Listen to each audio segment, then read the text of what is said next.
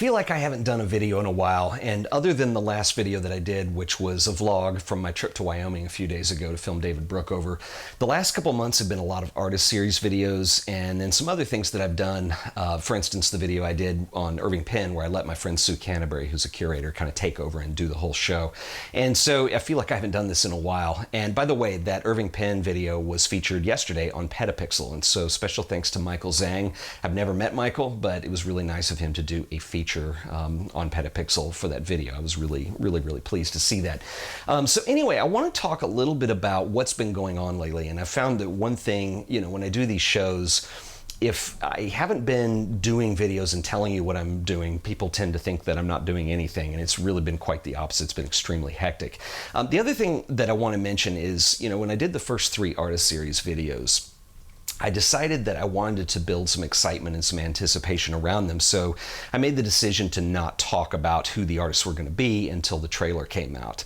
And that was really difficult because, for instance, when I'm in New York City or I'm in Los Angeles and we're doing the filming for these, it makes it really hard because I can't talk about them. I need to find a day off or something where I can do a video. So I'm going to change that up a little bit moving forward, and I'm going to be a little more behind the scenes so you can see who's coming up. And so a couple weeks ago, my travels all began when I rented a car and drove down to Beaumont, Texas to do an artist series video on Keith Carter. Keith is one of my favorite photographers. He is amazing, and he was one of the first people I really wanted to get on the artist series, and I didn't know that I was going to be able to get him. I wasn't sure what his schedule was. He lives in Beaumont, Texas, which is a little town which is not far from the Texas-Louisiana border. It is it's east of Houston, and it is a really interesting place. And Keith, when we talked on the phone, recommended a hotel, and so I stayed at a place called the Elegante. And Elegante is, one of the little quirks about it is there is a stone tablet out front that has the 10 Commandments on it, is what he told me, and I kind of forgot about that. But anyway, so we rented a car, drove down to Beaumont to interview Keith.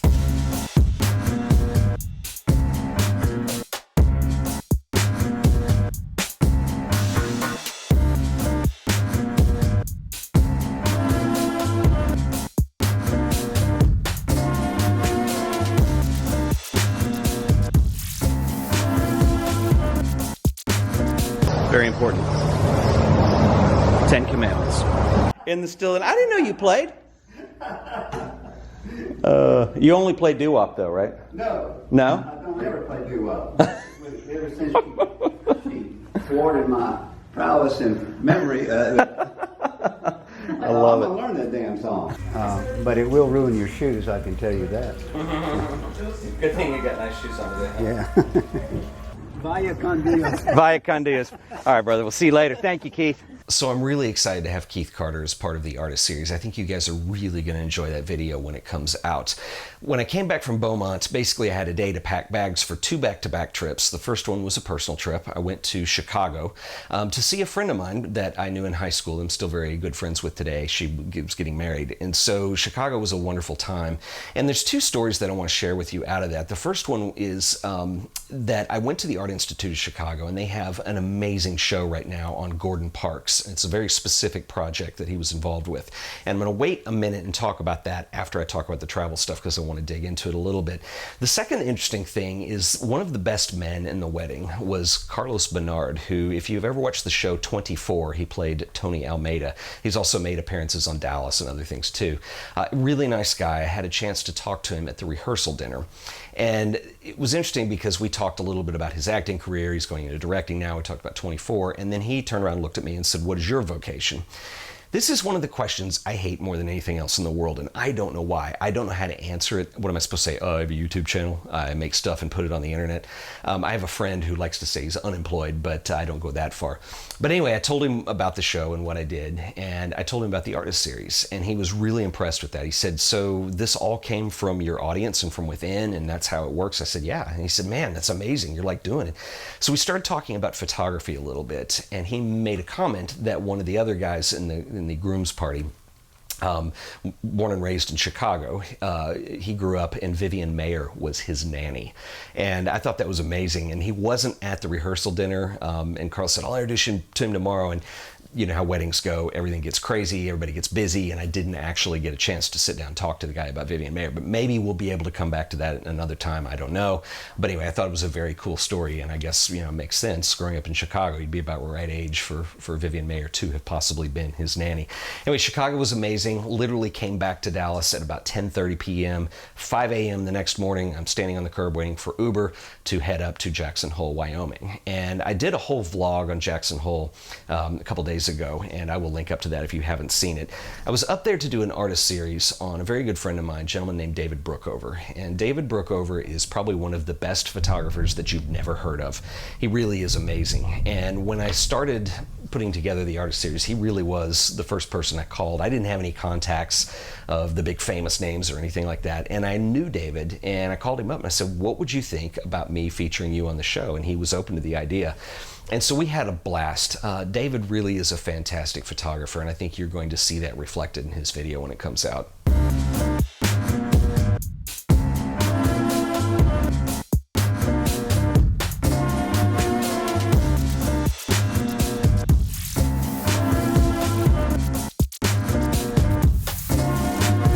I was hiding behind these Bombardier, so literally I was just hiding. He was walking out. He was the biggest one walking behind his harem. And then I just kind of went like, oh, the hell, I'm like, shit. Shouted at 24 to 70. He just looked at me like, what are you thinking? Wow. Staring me down. I mean, that was not bad for a 24 megapixel D3X.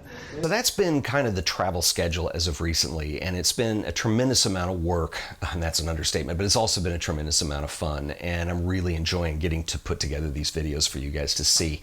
I want to talk a little bit about what's coming up in the future, and next week I'm going to Mexico City, and I'm going to be interviewing 3 photographers down there. Now, I'm not going to tell you who they are just yet, because I want to do some vlog episodes from Mexico, and I think that'd be a good time to reveal who those names will be. But I'm really excited because the 3 photographers that I've got represent a wide variety of traditional Mexican photography to contemporary Mexican photography.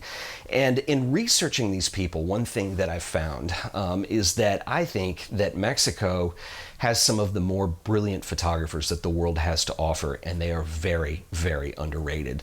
A lot of people don't know the names, they don't know who they are, and I'm hoping that maybe the artist series can do something small to change that a little bit, because I've really been impressed with the work, the aesthetic, and the approach that I'm seeing in these 3 artists that I'm going to be interviewing, and I really am excited to share this with you guys. So that is what's coming up. So I'll be in Mexico from June 6th to the 12th.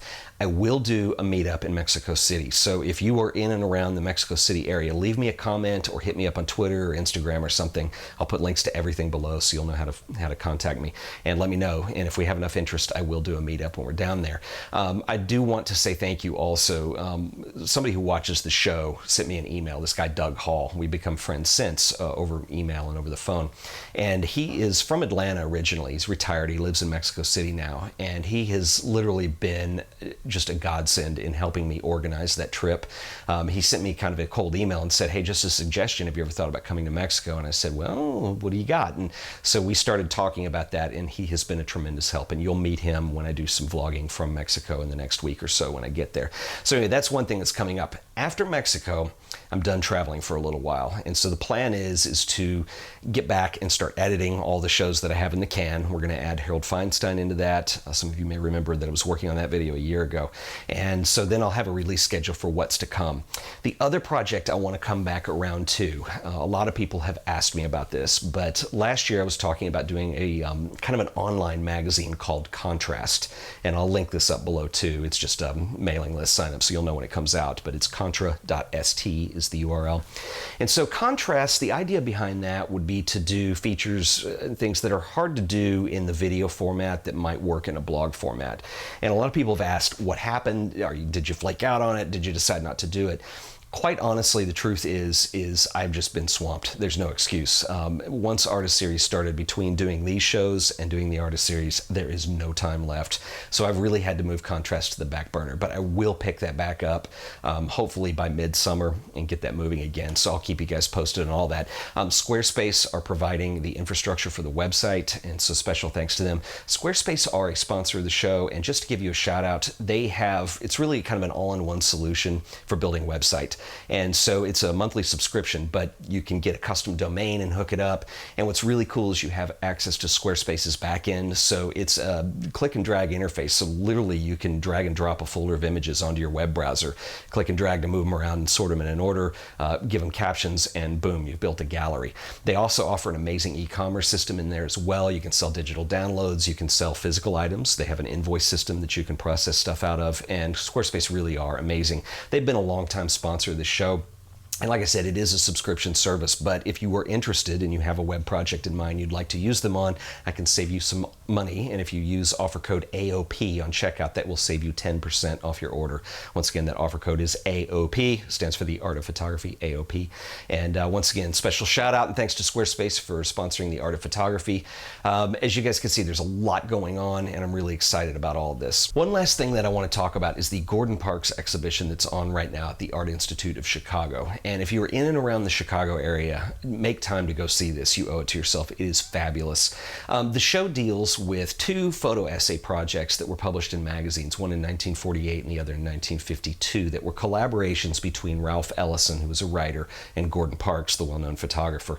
And both are amazing. The first one deals with a mental hygiene clinic, and the second, from 1952, is probably more well-known. You would recognize a lot of the images in here if you're into Gordon Parks, and it is an essay called The Invisible Man, which was published in Life magazine, and it was based on a novel that Ralph Ellison had written. The Life magazine version was obviously condensed, but it featured photo illustrations from Gordon Parks. And so what's interesting about this is that I guess you could say it's street photography, but it really is illustrated. So these were pictures that were set up to tell a story. And the story deals with a gentleman who lives below New York, and he is the Invisible Man. And it is a tremendous commentary on post-war life in Harlem for African Americans at that time. It deals with race and segregation. Very difficult subjects, particularly at that time, to discuss or particularly to put an essay together on. And just in pure Gordon Parks fashion, it's classy, well done, mature, artistic, and just brilliant. And it was one of the few exhibitions that I've been allowed to film in. Usually traveling exhibitions you can't, and so I've just got some B-roll here that I'm showing you, but I really suggest you go see this. It is just absolutely stunning. One of the interesting things about it is that neither one of these photo essays were published, I can't remember how they worded it, as conceived, and so obviously they had a bigger project in mind than what was actually published in the magazine later. And in the middle of the room there are two desks that are enclosed in glass, and you can see, or plexi, and you can see contact sheets, the original magazines, all the outtakes. And if you've watched the show for a while, you know that I'm a big fan of looking at contact sheets, particularly from the best of the best, because they're just like a lesson in themselves. And Gordon Parks are just fabulous. And you can see the selects, you can see how things were set up, how he was thinking. It is a brilliant exhibition. And so I will put a link to that in the show notes as well. That was the highlight of Chicago for me, and I'm really glad I had a chance to get over there. Art Institute of Chicago is an amazing museum anyway, and just to have an exhibition like this to go see was just the icing on the cake.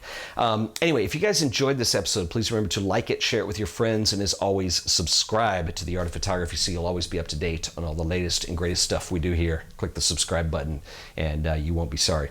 Until the next video, I'll catch you guys then. Later.